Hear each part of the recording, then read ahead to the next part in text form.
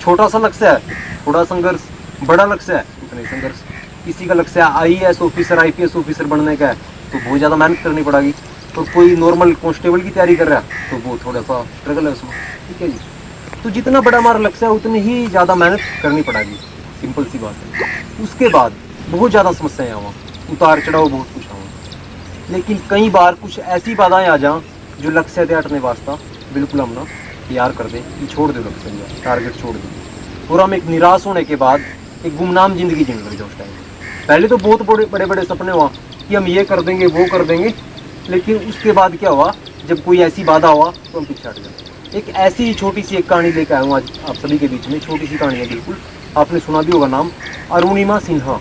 सुना है ना नाम पहले कुछ बच्चों ने तो, अरुणिमा सिन्हा, जो दुनिया की सबसे ऊंची चोटी पर पहुंची, माउंट एवरेस्ट की चोटी। तो उनका जीवन भी इतना आसान नहीं था, बड़ी मुश्किलें थी उनके जीवन में भी। कि कौन थी वो जानता है कोई बच्चा, बताएगा? एक वॉलीबॉल की अच्छी प्लेयर थी, नेशनल प्लेयर, भारत, बहुत अच्छी प्लेयर वॉलीबॉल की, और उनका सपना था कि भारत के लिए खेलना है विदेशों में भी, ठीक है जी। लेकिन एक इंटरव्यू के लिए एक बार लखनऊ से दिल्ली आ रही थी वो, रात का समय था, और बीच में ट्रेन में थी वो, ट्रेन में कुछ लुटेरे चढ़ गए, और उसके बाद जो लुटेरे थे उन्होंने उसके गले में सोने की चैन थी, उसको जब्ता, लेकिन उसने अपना बचाव करने के लिए उनसे हाथापाई की और उन्होंने ट्रेन से बाहर उसको धक्का दे दिया, अरुणिमा सिन्हा को। ट्रेन से बाहर धक्का देने के बाद देखो क्या हुआ, हार नहीं मानी वहाँ पे उसने, ट्रेन से बाहर गिरी तो तभी दूसरी पटरी से भी ट्रेन आ रही थी, टकराई और बीच में गिर गई, ठीक है जी। उसके बाद बैक टू बैक 48 से 49 ट्रेनें रात को उसकी एक टांग के ऊपर से निकलती थी, 48 से 49 ट्रेनें। लेकिन उसका दिमाग तो काम कर रहा था, दिख कुछ नहीं रहा था, मतलब कि बेहोशी क्या लगती, लेकिन दिमाग फिर भी कुछ ना कुछ सोच रहा था कि क्या हो रहा है, कुछ महसूस तो कर रही थी वो, लेकिन कुछ समझ नहीं आ रहा था वो कह रहा हूँ क्या होएगा। उसने जैसे अपने हाथ पाँव को टच करके देखा थोड़ा सा, तो पता लगा भी सब कुछ लगभग खत्म हो गई। तो सारी रात ट्रेनें ऊपर से निकलती रही, 48-49 ट्रेनें निकली, ठीक है जी। एक टांग तो बिल्कुल ही खत्म होगी और दूसरी भी डैमेज हो गई थी, दूसरी भी कई जगह से टूट गई थी, जो हड्डी थी टांग की, मेन हड्डी। तो उसके बाद सुबह जब गांव वालों ने उसको उठाया, जिन्होंने देखा आसपास के थे, हॉस्पिटल में पहुंचाया, उसके बाद उसका इलाज चला कई महीने। तो जो सारे सपने थे वो क्या थे, टूट चुके थे बिल्कुल।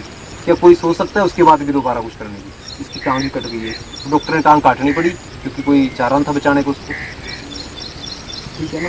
तो देखो कैसी जिंदगी होगी थी एकदम, कहाँ इतने बड़े बड़े सपने थे भारत के लिए खेलने के, और अच्छी प्लेयर भी थी, ठीक है जी, एक अच्छे इंटरव्यू लिए जा रही थी अच्छी जॉब के लिए, और कहाँ एकदम एक झटके में सारा कुछ खत्म, बिल्कुल सब कुछ खत्म। हमें कोई थोड़ी समस्या आ जाए हम उससे भी हार मान जाते हैं कई बार, लेकिन उसके सामने तो मतलब कि समस्याओं का पहाड़ था, कुछ विकल्प था ही नहीं। जैसे क्या था कोई विकल्प वहाँ पे? कोई विकल्प तो बच रहा था। जब टांग ही कट गई तो उसके बाद क्या बचा? लेकिन उसने हार नहीं मानी। कहते हैं ना कि विकल्प कभी खत्म नहीं होते, ये बात बिल्कुल सही है, लेकिन विकल्प खोजने के लिए सोचना पड़ता है, दिमाग लगाना पड़ता है, मेहनत करनी पड़ती है, दोबारा से तैयार होना पड़ता है खुद दोबारा कुछ करने के लिए। और यही उसने किया, उसने दोबारा मन बनाया कि दुनिया की जो सबसे बड़ी चोटी है उस पर चढ़ूंगी। और जिन जिनको शुरू में बताया उसने डिस्कस किया, परिवार वालों ने तो साथ दिया, लेकिन लोगों ने तो मजाक उड़ाया। सिर्फ लोगों ने तो मजाक उड़ाना ही था, जिसकी टांगें ही कट गई वो कहाँ दुनिया की सबसे ऊंची चोटी पर चढ़ गई। उसकी जो टांग है नकली टांग थी, किसी कंपनी ने अवेलेबल करा दी उसके लिए, मतलब कि ठीक है जी। उसके बाद उसने बछेंद्री पाल थी जो उनसे मिली वो, ठीक है। उसके बाद जैसे ही उसने संघर्ष शुरू किया, दोबारा संघर्ष करती रही, और 2 साल के बाद 2011 की घटना आई, 2011 की जो ट्रेन घटना, उसके बाद 2013 के आसपास वो दुनिया की सबसे ऊंची चोटी पर चढ़ी थी, और पहली विकलांग महिला थी जो सबसे ऊंची चोटी पर चढ़ी थी। तो करने वाले के लिए कुछ भी मुश्किल नहीं है, विकल्प हमारे लिए कभी भी खत्म नहीं होते, कभी भी खत्म नहीं होते। तो हम कुछ भी कर सकते हैं। जब वो सब कुछ खत्म होने के बाद दोबारा से शुरुआत करके दुनिया की सबसे ऊंची चोटी पर चढ़ गई, तो उसने विकल्प खोजा अपने लिए और कार्य किया। तो इसी तरह मुख्य बात यही बताने की बच्चों आपको कि कभी भी विकल्प खत्म नहीं होते। छोटी छोटी बाधाओं से हार ना मानो, छोटी छोटी इंजरियाँ आएंगी, अगर गेम कर रहे हो समस्याएं आएंगी, मन भी हटेगा, ठीक है, लेकिन लगे रहो। एक दिन 100%, 100% पहुँच जाओगे जहाँ सोचा हुआ है। आज तो हम सपने देख रहे हैं कि कल हमने आसमान छूना है, ये कर देंगे वो कर देंगे, ओलंपिक तक पहुंच जाएंगे, लेकिन जैसे ही कल कोई विपदा आई, कोई बात आई, हम पीछे हट जाएंगे। तो हमें बिल्कुल भी नहीं हटना है, ठीक है जी। बिल्कुल भी नहीं हटना। इसी तरह जैसे अरुणिमा सिन्हा है, और भी बहुत सारे स्टार खिलाड़ी रहे और भी रहे बहुत सारे, उनकी जो जीवनी पढ़नी है, उनसे कुछ सीखना है और हार नहीं माननी, कुछ करना है बड़ा। बस एक लक्ष्य लेके चलो कि बहुत बड़ा करना है कुछ। तो मुख्य जो हमारी चर्चा थी इसका यही विषय था कि विकल्प हमारे कभी भी खत्म नहीं होते, बस हम हिम्मत हार जाते हैं, हिम्मत नहीं हमें हारनी। ठीक है ना?